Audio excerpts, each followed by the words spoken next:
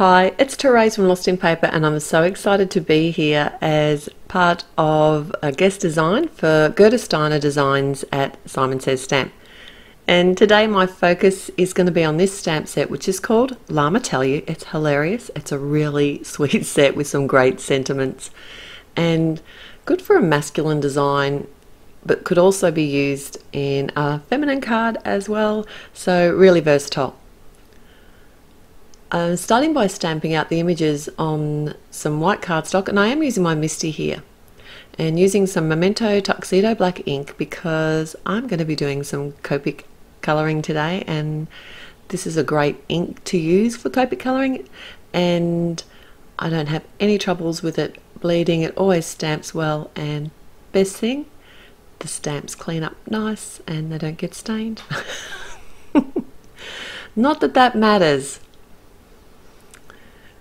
So today, I haven't coloured this image before, so I did start with some lighter colours, and I figured, well, I wasn't sure how dark I wanted to go because llamas do come in different colours, and I started light and then came back, and I eventually made him just a little bit darker.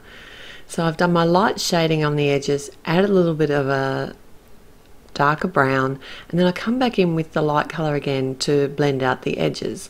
And then sort of once I got the colour, I think it just wasn't giving me enough depth in the colour, so that's when I came in with an even darker colour on the edges, and then just blended that out with the middle colour and then the lighter one again. Sometimes I find it's a bit easier not to do your highlight straight down the middle of something because it looks more natural if it's kind of off to the side or not perfectly blended sometimes. It just depends what look you're going for. But obviously this is a 3D, well, it's not 3D, it's coloured like a 3D image, so there is some shading involved. I just love the look on this llama's face, and how's that tongue? I've put all the colours that I'm using off to the side, and hopefully you'll be able to kind of work out which ones I'm using as I'm going along here. I probably didn't need to add the colour to the head because I'm going to do something in a minute. I'll share that with you soon to make it a little bit different and a little bit more fun. And one thing I do like about the Copic markers too is you can always blend on top just to change the tone if you're not really happy where it is. And often what I'll do is I'll come in with a grey marker and add my shading and depth that way. It doesn't matter what colour I've coloured the image. I can come in with, like, I really like to use the T2, sometimes even the W's to do this, and sometimes the C's, but it just gives you adds so much dimension without having to buy more colours in that set of colours. So this is why I stamped the initial images in my Misty. It's because I wanted to re-stamp over the top once I had the colouring done, and I've used some Onyx black ink this time just to make those edges nice and bold. Now I've got the matching dies for this stamp set, and they cut out in the middle, so you can just put them over the top, and I do like to tape them in place with some low tack tape just so they don't move and I don't have to start again as I'm putting them through my big shot. Now I haven't cut this big one out initially because I want to partial die cut this image because I'm not sure how tall I need him, and it's just going to give me a few options later on. So to partial die cut, I have the die cut in place just like I did on the other images, and my normal sandwich for thin die cuts. But what I'm doing is I'm actually just placing the edge of the top plate above the bottom part of the die cut so that it doesn't cut through that bottom portion of the llama's neck. So if you can see it once I remove the tape here. See, and then that just gives me more options down the track because I'm not really sure how tall I need him to be yet. And I'm just using some scissors to cut this away. So next I'm going to create sort of like a really almost abstract-y background. I wasn't really sure where I was going with this, but I had an idea of a kind of Peru style in my mind, and just needed sort of some grassy area and some mountains. So I've got some Bristol smooth cardstock, and I'm adding my Distress Oxide inks. Now these are new to me, so some of my problem here was the fact that the blending pads weren't really primed, so the more I worked with the colour, the better that it came out. And what I did anyway was just kept adding colour until I was happy with how it looked. Kind of wasn't looking real good here. But it did improve, I promise. Stay with me. So to create my mountains in the background, I'm using my Copic multiliner. This is a 0.5, and literally just drawing a squiggly line along where the brown meets the sky, and adding a few details with the same Copic marker. These mountains aren't the focal point of my card. I don't want them to be perfect. I just want them to be something that's in the background.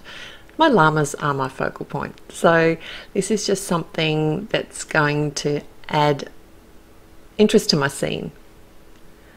Now for the field of grass in front of the mountains, I'm literally just going to use a couple of different colours of Prismacolor pencils and draw some blades of grass over the whole sort of field area.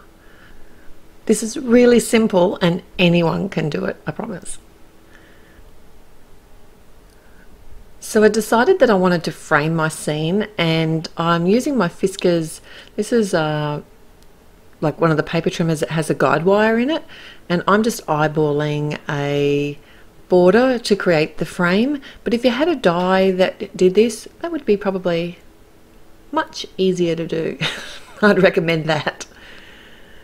I have a Marvy snow pen, and this is the reason why I thought I probably didn't even need to colour in the hair of the llama, fur of the llama, wool. It's wool, isn't it? That's right.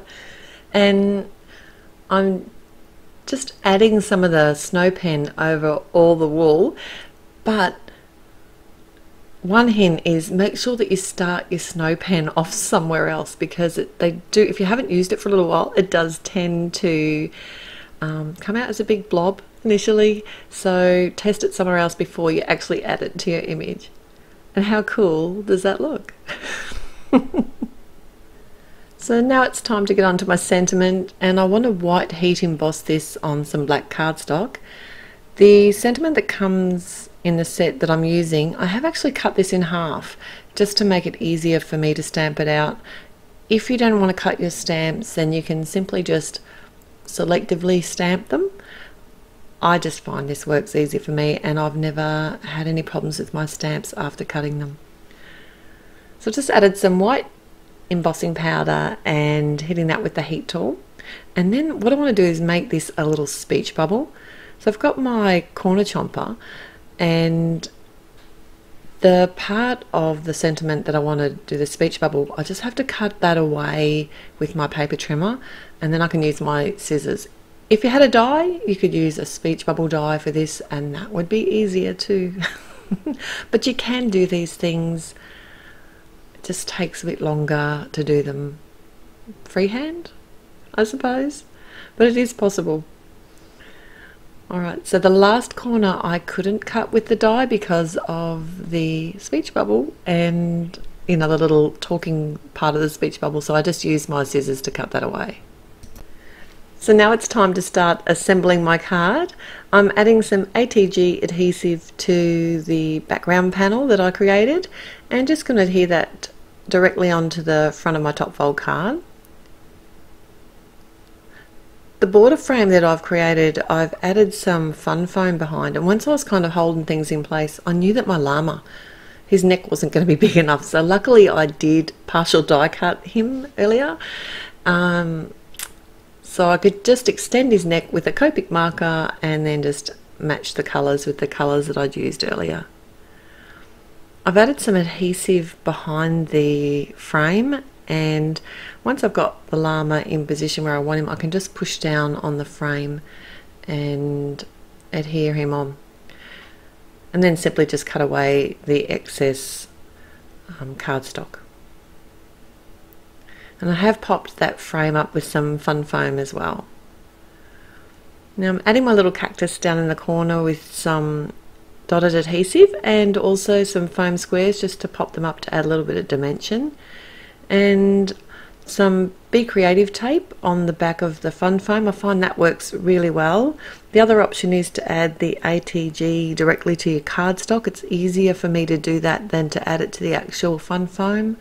I fight with it a little bit when I do it that way, but I just wasn't sure where the llama's neck was going to be.